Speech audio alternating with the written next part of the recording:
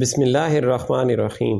السلام علیکم، میں ہوں عمران احمد اور آپ دیکھ رہے ہیں میرا YouTube channel AIO audio books. دوستو، میں آج آپ کی خدمت میں خالد حسینی کا مشہور زمانہ ناول دی کائٹ رنر اردو میں پیش کرنے جا رہا ہوں، اور اس کا اردو ترجمہ میں نے خود تحریر کیا ہے۔ امید ہے آپ کو بہت پسند آئے گا، تو چلیے شروع کرتے ہیں۔ باب نمبر 1، دسمبر 2001۔ 1975 کی سردیوں کے ایک سرد ابر آلود دن 12 سال کی عمر میں وہ بن گیا جو میں آج ہوں۔ مجھے منجمد ندی کے قریب مٹی کی ایک گرتی ہوئی دیوار کے پیچھے چپکے سے جھک کر گلی میں جھانکنے کا وہ مخصوص لمحہ اچھی طرح یاد ہے۔ یہ بہت پہلے کی بات ہے، لیکن ماضی کے بارے میں جو کچھ بھی وہ کہتے ہیں غلط ہے۔ میں نے اسے دفن کرنا سیکھ لیا ہے، کیونکہ ماضی باہر نکلنے کا راستہ روک دیتا ہے۔ اب پیچھے مڑ کر دیکھتے ہوئے مجھے احساس ہوتا ہے کہ میں پچھلے 26 سالوں سے اس ویران گلی میں جھانک رہا ہوں۔ گزشتہ موسم گرما میں ایک دن میرے دوست رحیم خان کا پاکستان سے فون آیا۔ اس نے مجھے آ کر ملنے کو کہا۔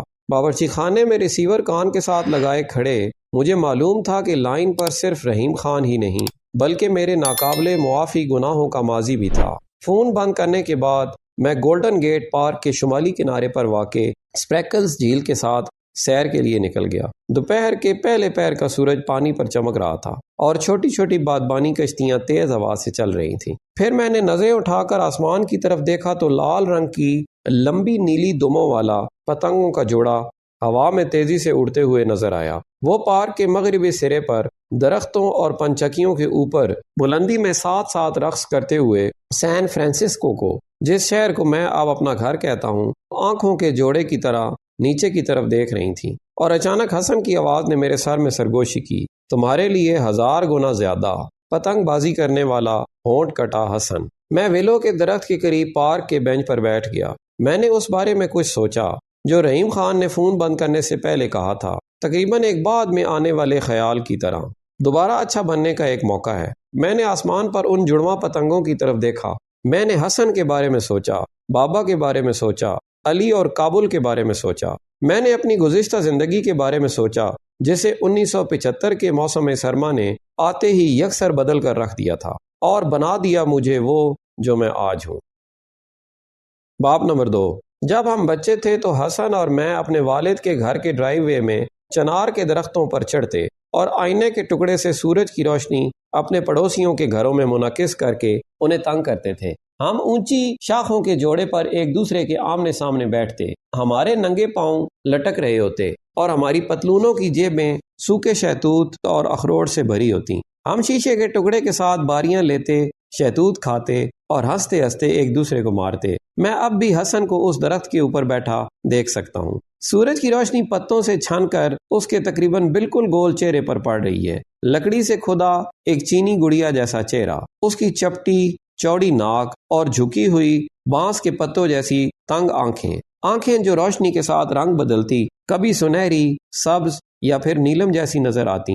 میں اب بھی اس کے چھوٹے چھوٹے نیچے جھکے کانوں کو دیکھ سکتا ہوں اور ٹھوڑی کا وہ ابھرا ہوا گوشت کے لوتھڑے جیسا ٹکڑا جو ایسا لگتا تھا جیسے بعد میں آنے والا کوئی خیال ہو، اور درمیان سے ذرا بائیں کٹا ہوا اوپر والا ہونٹ جہاں چینی گڑیا بنانے والے کا آلہ پھسل گیا ہو، یا شاید وہ تھکا ہوا اور لاپرواہ ہو گیا تھا۔ کبھی کبھی ان درختوں پر چڑھے ہوئے میں حسن سے کہتا کہ وہ پڑوسی کے ایک آنکھ والے جرمن کتے پر اپنی غلیل سے اخروٹ برسائے۔ حسن کبھی ایسا نہیں چاہتا تھا، لیکن میں اگر ایسا کہتا، واقعی کہتا، تو وہ مجھے انکار نہیں کرتا۔ حسن نے مجھے کبھی کسی بات سے انکار نہیں کیا تھا، اور وہ اپنی غلیل چلانے میں جان لیوا حد تک ماہر تھا۔ حسن کے والد علی ہمیں پکڑ لیتے اور غصے سے دیوانے ہو جاتے، یا پھر ان جیسا نرم مزاج اور شریف آدمی جتنا پاگل ہو سکتا ہے اتنے پاگل ہو جاتے۔ وہ اپنی انگلی ہوا میں لہرا کر ہمیں درخت سے نیچے اترنے کا کہتے۔ وہ آئینہ لے کر ہمیں بتاتے کہ ان کی ماں نے انہیں کیا کہا تھا، کہ شیطان نے بھی نماز میں مسلمانوں کی توجہ ہٹانے کے لیے شیشے چمکائے۔ وہ ہمیشہ ایسا کہتے تھے اور اپنے بیٹے کو طنزیہ ہنستے ہوئے دیکھتے۔ جی ابو، حسن اپنے پیروں کی طرف دیکھتے ہوئے بڑبڑاتا، لیکن اس نے کبھی یہ نہیں بتایا کہ آئینہ اور پڑوسی کے کتے پر اخروٹ مارنا ہمیشہ میرے ہی خیال ہوتے تھے۔ چنار کے درخت سرخ اینٹوں والے ڈرائیو وے کے کنارے قطار میں لگے ہوئے تھے، اور وہ رستہ لوہے کے 2 زنگ آلود دروازوں تک چلا جاتا تھا۔ وہ دروازے میرے والد کے فارم ہاؤس سے ملحقہ علاقے میں کھلتے تھے۔ مکان اینٹوں کے راستے کے بائیں جانب واقع تھا۔ اس کے آخر میں گھر کا پچھلا حصہ تھا۔ سب اس بات پر متفق تھے کہ میرے والد میرے بابا نے وزیر اکبر خان ضلع میں سب سے خوبصورت گھر بنایا تھا، جو کابل کے شمالی علاقے میں ایک نیا اور متمول محلہ ہے۔ کچھ لوگوں کا خیال تھا کہ یہ پورے کابل میں سب سے خوبصورت گھر ہے۔ گلاب کی جھاڑیوں سے بھرا ایک وسیع داخلی راستہ سنگ مرمر کے فرشوں اور چوڑی کھڑکیوں والے وسیع و عریض گھر کی طرف لے جاتا تھا۔ اصفہان سے بابا کے خریدے گئے منقش موزیک والے ٹائلوں نے 4 غسل خانوں کے فرش کو ڈھانپ رکھا تھا۔ بابا کے کلکتہ سے خریدے سونے کی تاروں والے قالینوں کے ٹکڑے دیواروں پر قطار میں لگے ہوئے تھے۔ ایک کرسٹل فانوس محرابی چھت سے لٹکا ہوا تھا۔ اوپر میرا بیڈ روم، بابا کا کمرہ اور ان کا اسٹڈی روم تھا، جسے سگریٹ نوشی کا کمرہ بھی کہا جاتا تھا، جس میں ہمیشہ تمباکو اور دارچینی کی بو آتی تھی۔ علی کا پیش کردہ کھانا کھا لینے کے بعد بابا اور ان کے دوست سیاہ چمڑے کی کرسیوں پر ٹیک لگا لیتے، اپنے پائپ تمباکو سے بھرتے۔ بابا اسے ہمیشہ پائپ کو موٹا کرنا کہتے تھے اور اپنے پسندیدہ 3 موضوعات پر گفتگو کرتے: سیاست، کاروبار اور فٹ بال۔ کبھی کبھار میں بابا سے پوچھتا کہ کیا میں ان کے ساتھ بیٹھ سکتا ہوں، لیکن بابا دروازے میں کھڑے ہو جاتے اور کہتے چلے جاؤ، یہ بڑے لوگوں کا وقت ہے، تم اپنی کتابوں میں سے کوئی ایک کتاب پڑھنے کیوں نہیں جاتے؟ وہ مجھے حیران ہوتے اور یہ سوچتے دروازہ بند کر دیتے کہ ہمیشہ ان کے لیے بڑوں کا وقت ہی کیوں ہوتا تھا۔ کبھی کبھی میں وہاں 1 یا 2 گھنٹے بیٹھا ان کے کہے اور گپ شپ سنتا رہتا۔ نیچے رہنے والے کمرے میں اپنی مرضی کے مطابق بنے خانوں والی خمیدہ دیوار تھی، جس کے اندر فیملی کی تصویریں تھیں، جیسے کہ میرے دادا اور بادشاہ نادر شاہ کی ایک پرانی تصویر جو بادشاہ کے قتل سے 2 سال پہلے 1931 میں لی گئی تھی، جس میں وہ ایک مردہ ہرن کے اوپر کھڑے ہیں، گھٹنوں تک اونچے جوتے اور کندھوں پر رائفلیں لٹکی ہوئی۔ ایک تصویر میرے والدین کی شادی کی رات کی تھی، جس میں بابا اپنے سیاہ سوٹ میں بہت پیارے لگ رہے تھے اور میری ماں سفید لباس میں مسکراتی ہوئی نوجوان شہزادی لگ رہی تھیں۔ ایک اور تصویر میں بابا اور ان کے سب سے اچھے دوست اور بزنس پارٹنر رحیم خان ہمارے گھر کے باہر کھڑے تھے، کوئی بھی نہیں مسکرا رہا تھا۔ میں اس تصویر میں ایک بچہ تھا اور بابا مجھے پکڑے ہوئے تھے، تھکے ہوئے اور غمگین نظر آ رہے تھے۔ میں ان کی باہوں میں تھا، لیکن میری گلابی انگلیوں نے رحیم خان کو پکڑ رکھا تھا۔ مڑی ہوئی دیوار کھانے کے کمرے کی طرف جاتی تھی، جس کے بیچ میں ایک مہوگنی کی میز تھی، جس کے ساتھ 30 مہمان آسانی سے بیٹھ سکتے تھے، اور میرے والد کے بھرپور پارٹیوں کے ذوق کے پیش نظر تقریباً ہر ہفتے ایسا ہی ہوا کرتا۔ کھانے کے کمرے کے دوسرے سرے پر سنگ مرمر کی ایک لمبی چمنی تھی، جو سردیوں کے موسم میں ہمیشہ نارنجی رنگ کی آگ سے روشن رہتی۔ ایک بڑا شیشے کا سلائیڈنگ دروازہ نیم دائرہ ٹیرس میں کھلتا، جس سے 2 ایکڑ کا عقبی حصہ اور چیری کے درختوں کی قطاریں نظر آتی۔ بابا اور علی نے مشرقی دیوار کے ساتھ سبزیوں کا ایک چھوٹا سا باغ لگایا تھا، ٹماٹر، پودینہ، کالی مرچ اور مکئی کی ایک قطار جو واقعی کبھی نہ کھائی جاتی۔ حسن اور میں اسے بیمار مکئی کی دیوار کہتے تھے۔ باغ کے جنوبی سرے پر لوکاٹ کے درخت کے سائے میں نوکروں کا گھر تھا، مٹی کی ایک معمولی سی جھونپڑی جہاں حسن اپنے والد کے ساتھ رہتا تھا۔ وہیں اس چھوٹی سی جھونپڑی میں حسن 1964 کے موسم سرما میں پیدا ہوا، میری ماں کے مجھے جنم دینے کے صرف 1 سال بعد۔ میں اس گھر میں 18 سال رہنے کے باوجود حسن اور علی کے کوارٹرز میں چند بار ہی گیا۔ جب سورج پہاڑوں کے پیچھے ڈھل جاتا اور ہمارے دن کا کھیل ختم ہو جاتا تو حسن اور میں الگ ہو جاتے۔ میں گلاب کی جھاڑیوں سے گزر کر بابا کی حویلی میں جاتا، حسن مٹی کی اس جھوپڑی میں جہاں وہ پیدا ہوا تھا، جہاں اس نے اپنی ساری زندگی گزاری تھی۔ مجھے یاد ہے کہ وہ ایک الگ، صاف اور 2 لالٹینوں کی مدھم روشنی سے منور جگہ تھی۔ کمرے کی مخالف سمتوں میں 2 گدے تھے، ایک خراب قسم کا ہیراتی قالین جس کے بیچ میں دھاگے نکلے ہوئے اور سوراخ تھے، ایک 3 ٹانگوں والا سٹول اور کونے میں لکڑی کی ایک میز جہاں حسن اپنی ڈرائنگ بناتا تھا۔ دیواریں خالی تھیں اور صرف ایک جگہ قالین کا ایک ٹکڑا لٹک رہا تھا جس پر موتیوں سے اللہ اکبر لکھا ہوا تھا، جسے بابا نے علی کے لیے مشہد کے ایک دورے پر خریدا تھا۔ اسی چھوٹی سی جھونپڑی میں حسن کی والدہ سنوبر نے اسے 1964 میں سردی کے ایک سرد دن میں جنم دیا تھا، جبکہ میری والدہ ولادت کے دوران ہیمریج سے انتقال کر گئیں۔ حسن کی پیدائش کے 1 ہفتے سے بھی کم وقت میں اس کی والدہ بھی اس سے جدا ہو گئیں، ایک ایسی بدقسمتی جسے افغان موت سے بدتر سمجھتے ہیں۔ وہ خانہ بدوش گلوکاروں اور رقاصوں کے قبیلے کے ساتھ بھاگ گئی تھی۔ حسن نے کبھی اپنی ماں کے بارے میں بات نہیں کی، جیسے کہ وہ کبھی موجود ہی نہ ہو۔ میں ہمیشہ سوچتا کہ کیا اس نے انہیں کبھی خواب میں دیکھا ہوگا اور وہ کیسی نظر آتی ہوں گی، اور اب وہ کہاں ہیں۔ میں نے سوچا کہ کیا وہ ان سے ملنا چاہتا تھا، کیا اس نے ان کے لیے کبھی درد محسوس کیا جس طرح میں اپنی ماں کے لیے محسوس کرتا ہوں، جنہیں میں نے کبھی نہیں دیکھا۔ ایک دن ہم اپنے والد کے گھر سے سینما زینب کی طرف ایک نئی ایرانی فلم دیکھنے کے لیے پیدل جا رہے تھے اور استقلال مڈل اسکول کے قریب ملٹری بیرک سے شارٹ کٹ لے رہے تھے۔ بابا نے ہمیں وہ شارٹ کٹ لینے سے منع کیا تھا، لیکن وہ اس وقت پاکستان میں رحیم خان کے ساتھ تھے۔ ہم نے اس باڑ کو جو بیرکوں کو گھیرے ہوئے تھی پھلانگا، ایک چھوٹی سی نہر کو عبور کیا اور کھلے میدان میں گھس گئے جہاں مٹی سے اٹے پرانے لاوارث ٹینک موجود تھے۔ کچھ فوجی ان ٹینکوں میں سے ایک کے سائے میں بیٹھے سگریٹ پی رہے تھے اور تاش کھیل رہے تھے۔ ان میں سے ایک نے ہمیں دیکھا اور اپنے ساتھ والے آدمی کو کونی مارتے ہوئے حسن کو بلایا۔ اوئے تم، ان میں سے ایک نے کہا، میں تمہیں جانتا ہوں۔ ہم نے اسے پہلے کبھی نہیں دیکھا تھا۔ وہ منڈے ہوئے سر اور جھاڑی جیسی کالی داڑھی والا شخص تھا۔ جس طرح وہ ہم پر مسکراتے ہوئے گھورا، میں ڈر گیا۔ بس چلتے رہو، میں نے حسن سے کہا۔ اوئے تم ہزارہ، جب میں تم سے بات کر رہا ہوں تم میری طرف دیکھو۔ اس نے اپنا سگریٹ اپنے ساتھ والے آدمی کو دیا اور ایک ہاتھ کے انگوٹھے اور شہادت کی انگلی سے ایک دائرہ بنایا۔ اپنے دوسرے ہاتھ کی درمیانی انگلی کو دائرے کے اندر باہر کرنے لگا، اندر باہر۔ میں تمہاری ماں کو جانتا تھا۔ کیا تم جانتے ہو میں اسے اچھی طرح جانتا تھا، اس نے گالی دیتے ہوئے کہا۔ سپاہی ہنس پڑے۔ ان میں سے ایک نے چیخنے کی آواز نکالی۔ میں نے حسن سے کہا کہ چلتے رہو، چلتے رہو۔ ایک اور سپاہی اس کی ماں کو گالی دیتے دوسرے سپاہیوں سے مسافہ کر رہا تھا۔ بعد میں جب ہم سینما پہنچے تو اندھیرے میں فلم شروع ہونے کے بعد میں نے اپنے پاس حسن کو کراہتے ہوئے سنا۔ آنسو اس کے گالوں پر گر رہے تھے۔ میں اس کی سیٹ کے پاس پہنچا اور اسے اپنے بازوؤں میں لے لیا۔ اس نے اپنا سر میرے کندھے پر رکھ دیا۔ اس نے تمہیں کوئی اور سمجھا ہوگا، میں نے سرگوشی کی۔ اس نے تمہیں کوئی اور سمجھا ہوگا۔ مجھے بتایا گیا کہ جب صنوبر بھاگی تو کوئی بھی حیران نہیں ہوا، حالانکہ جب اس کی شادی علی نامی ایک حافظ قرآن سے ہوئی تھی تو اس وقت لوگ بڑے حیران ہوئے تھے کہ اس نے صنوبر سے شادی کر لی جو اس سے ایک 19 سال چھوٹی عورت تھی، ایک خوبصورت لیکن بدنام زمانہ بے ایمان عورت جو منموجی قسم کی تھی۔ علی کی طرح وہ بھی شیعہ مسلمان اور نسلی ہزارہ تھی، وہ اس کی کزن بھی تھی اور اس لیے شریک حیات کے لیے فطری انتخاب تھی۔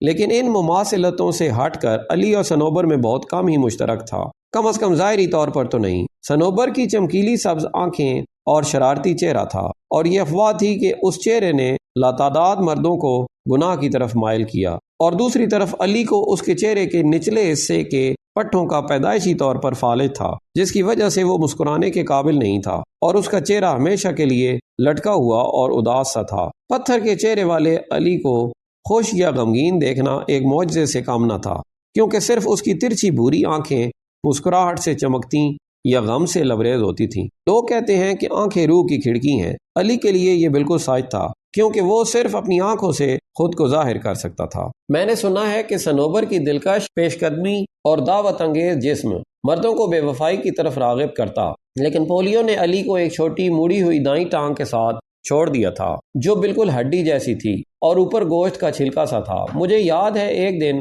جب میں 8 سال کا تھا، علی مجھے کچھ نان خریدنے بازار لے جا رہا تھا۔ میں اس کے پیچھے پیچھے گنگناتے ہوئے چل رہا تھا اور اس کے چلنے کی نقل کرنے کی کوشش کر رہا تھا۔ میں نے اسے اپنی ہڈی جیسی ٹانگ کو دائرے میں جھلاتے ہوئے دیکھا۔ ہر مرتبہ پاؤں زمین پر لگاتے ناممکن طور پر اس کے پورے جسم کو دائیں جانب مڑنا پڑتا۔ اس کا ہر قدم پر گر نہ جانا کسی معجزے سے کم نہ تھا۔ میں نے بھی ایسا کرنے کی کوشش کی تو میں تقریباً گٹر میں ہی گر گیا تھا۔ مجھے ہنسی آ گئی۔ علی مڑا اور اس نے میری حرکت پکڑ لی، لیکن اس نے کچھ نہیں کہا، نہ تب نہ کبھی بعد میں، بس چلتا رہا۔ علی کا چہرہ اور اس کا چلنا محلے کے کچھ چھوٹے بچوں کو خوفزدہ کر دیتا تھا، لیکن اصل پریشانی بڑے بچوں کے ساتھ تھی۔ جب وہ لنگڑا کر چلتا تو وہ اس کا پیچھا کرتے اور اس کی نقل اتارتے۔ کچھ لوگ اسے ببلو یا کبڑا کہتے۔ ارے ببلو، آج تم نے کس کو کھایا؟ چپٹی ناک والے ببلو، وہ کورس میں چیختے، آج تم نے کس کو کھایا؟ علی اور حسن کی ہزارہ منگولوں جیسی خصوصیات کی وجہ سے وہ اسے چپٹی ناک والا کہتے تھے۔ برسوں سے میں ہزارہ کے بارے میں اتنا ہی جانتا تھا کہ وہ مغلوں کی نسل سے ہیں اور یہ کہ وہ تھوڑا سا چینی لوگوں کی طرح نظر آتے ہیں۔ اسکول کی نصابی کتابوں میں بمشکل ان کا تذکرہ کیا گیا تھا اور صرف سرسری طور پر ان کے آباء و اجداد کا حوالہ دیا گیا تھا۔ پھر ایک دن میں بابا کی لائبریری میں تھا اور چیزوں کو دیکھ رہا تھا جب مجھے اپنی والدہ کی تاریخ کی ایک پرانی کتاب ملی۔ اسے خرامی نامی ایک ایرانی نے لکھا تھا۔ میں نے اس کی دھول جاڑی رات کو چھپا کر اپنے ساتھ بستر میں لے گیا اور اس میں ہزارہ کی تاریخ پر ایک پورا باب دیکھ کر دنگ رہ گیا۔ اس میں ایک پورا باب حسن کے لوگوں کے لیے وقف تھا۔ اس میں نے پڑھا کہ میرے لوگوں یعنی پشتونوں نے ہزارہ پر ظلم و ستم کیے۔ اس میں کہا گیا تھا کہ ہزارہ نے 19ویں صدی میں پشتونوں کے خلاف اٹھنے کی کوشش کی تھی، لیکن پشتونوں نے ناقابل بیان تشدد کر کے ان کو کچل دیا۔ کتاب میں کہا گیا ہے کہ میرے لوگوں نے ہزارہ لوگوں کو ہزارہ لوگوں کو قتل کیا، انہیں ان کی زمینوں سے نکال دیا، ان کے گھر جلا دیے اور ان کی عورتوں کو فروخت کر دیا۔ کتاب میں کہا گیا تھا کہ پشتونوں کے ہزارہ پر ظلم کرنے کی ایک وجہ یہ تھی کہ پشتون سنی مسلمان تھے جبکہ ہزارہ شیعہ تھے۔ کتاب نے بہت سی ایسی باتیں کہیں جن کے بارے میں نہیں جانتا تھا اور جن چیزوں کا میرے اساتذہ نے کبھی ذکر نہیں کیا تھا اور جن باتوں کا ذکر بابا نے بھی کبھی نہیں کیا تھا۔ اس میں کچھ ایسی باتیں بھی تھیں جو میں جانتا تھا، جیسے کہ ہزارہ کو لوگ چوہے کھانے والے، چپٹی ناک والے، بوجھ اٹھانے والے گدھے کہتے تھے۔ میں نے محلے کے کچھ بچوں کو حسن کو ان ناموں سے پکارتے بھی سنا تھا۔ اگلے ہفتے کلاس کے بعد میں نے استاد کو کتاب دکھائی اور ہزارہ کے باب کی طرف اشارہ کیا۔ اس نے ایک دو صفحات کو اچٹتی نظروں سے پڑھا اور مسکراتے ہوئے کتاب مجھے واپس کر دی۔ اس نے اپنے کاغذات کا پلندہ اٹھاتے ہوئے کہا، یہ ایک چیز ہے جو شیعہ لوگ اچھی طرح کرتے ہیں، اپنے آپ کو شہید قرار دینا۔ اس نے شیعہ کا لفظ اپنی ناک مروڑتے ہوئے ایسے کہا جیسے یہ کوئی بیماری ہو۔ نسلی وراثت اور خاندانی خون ایک ہونے کے باوجود صنوبر علی کو تانے دینے میں پڑوس کے بچوں کے ساتھ شامل ہو جاتی۔ میں نے سنا کہ وہ اس کی ظاہری حالت سے نفرت کو راز نہیں رکھتی تھی۔ یہ شوہر ہے، وہ طنزیاں ہنسی ہنستے ہوئے کہتی۔ میں نے بوڑھے گدھوں کو اس سے بہتر شوہر دیکھا ہے۔ آخر میں زیادہ تر لوگوں کو شبہ تھا کہ یہ شادی علی اور اس کے چچا صنوبر کے والد کے درمیان ایک طرح کا معاہدہ تھا۔ ان کا کہنا تھا کہ علی نے اپنے چچا کے داغدار نام کی عزت بحال کرنے میں مدد کرنے کے لیے اپنی کزن سے شادی کی تھی۔ حالانکہ علی جو 5 سال کی عمر میں یتیم ہو گیا تھا، اس کے پاس کوئی دنیاوی مال یا وراثت نہیں تھی۔ علی نے کبھی بھی اپنے کسی اذیت دینے والے کے خلاف جوابی کارروائی نہیں کی۔ مجھے لگتا تھا کہ وہ ان کو اپنے پیچھے گھسٹتی اور مڑی ہوئی ٹانگ سے کبھی نہیں پکڑ سکے گا، لیکن اصل میں علی پر اپنے حملہ آوروں کی توہین اثر انداز نہیں ہوتی تھی۔ اسے اپنی خوشی اور تریاق اسی لمحے مل گیا تھا جب صنوبر نے حسن کو جنم دیا تھا۔ یہ کافی آسان معاملہ تھا، نہ کوئی ماہر سرجن، نہ کوئی اینستھیزیا دینے والا، نہ کوئی مانیٹرنگ ڈیوائس، صرف صنوبر ایک داغدار ننگے گدے پر پڑی جس میں علی اور ایک دائی نے اس کی مدد کی۔ اسے زیادہ مدد کی ضرورت نہیں تھی کیونکہ حسن پیدائشی طور پر بھی اپنی فطرت کے مطابق تھا۔ وہ کسی کو تکلیف دینے سے قاصر تھا۔ چند جھٹکے، ایک دو دھکے اور حسن باہر آ گیا۔ وہ مسکراتا ہوا باہر آیا۔ حسن کے ہمسائے کے نوکر کو اس خوبصورت سی دایا نے یہ بات بتا دی جس نے ہر سننے والے کو یہ بات بتائی۔ صنوبر نے علی کی گود میں بچے پر ایک نظر ڈالی، پھٹے ہوئے ہونٹ کو دیکھا اور ایک تلخ کہا لگایا۔ یہ دیکھو، اس نے کہا، اب تمہارا اپنا بے وقوف بچہ ہے جو تمہاری جگہ ہنسنے کا کام کرے گا۔ اس نے حسن کو پکڑنے سے بھی انکار کر دیا اور صرف 5 دن بعد وہ بھاگ گئی۔ بابا نے اسی عورت کو حسن کو دودھ پلانے کے لیے بلایا جس نے مجھے دودھ پلایا تھا۔ علی نے ہمیں بتایا کہ وہ بامیان کی ایک نیلی آنکھوں والی ہزارہ خاتون تھیں جو بدھا کے دیو ہیکل مجسموں کے شہر میں رہتی تھیں۔ وہ ہم سے کہتا تھا وہ بہت سریلی آواز میں گاتی تھیں۔ وہ کیا گاتی تھیں؟ حسن اور میں ہمیشہ پوچھتے، حالانکہ ہمیں پہلے سے معلوم تھا۔ علی نے ہمیں بے شمار بار بتایا تھا۔ ہم صرف علی کو گاتا سننا چاہتے تھے۔ اس نے اپنا گلا صاف کیا اور شروع کیا۔ میں ایک اونچے پہاڑ پر کھڑا تھا اور علی کا نام پکارا، شیر خدا، اے علی، شیر خدا، انسانوں کے بادشاہ، ہمارے غمزدہ دلوں کو خوشی عطا فرما۔ پھر وہ ہمیں یاد دلاتا کہ ایک ہی چھاتی سے دودھ پینے والے لوگ بھائی کہلاتے ہیں، ایک ایسا رشتہ جسے وقت بھی نہیں توڑ سکتا۔ حسن اور میں نے ایک ہی چھاتی سے دودھ پیا۔ ہم نے اپنے پہلے قدم ایک ہی صحن کے لان میں اٹھائے اور ایک ہی چھت کے نیچے ہم نے اپنے پہلے الفاظ کہے۔ میرے بابا اور اس کے عامر میرا نام تھے۔ اب پیچھے مڑ کر دیکھتے مجھے لگتا ہے کہ 1975 کے موسم سرما میں جو کچھ ہوا اور وہ سب کچھ جو اس کے بعد ہوا، اس کی بنیاد وہ پہلے الفاظ ہی تھے۔ اب تک کے لیے اتنا ہی، ملتے ہیں اگلی ویڈیو میں۔ اپنا خیال رکھیں اور ہمارے اس چینل کا بھی۔ اللہ حافظ۔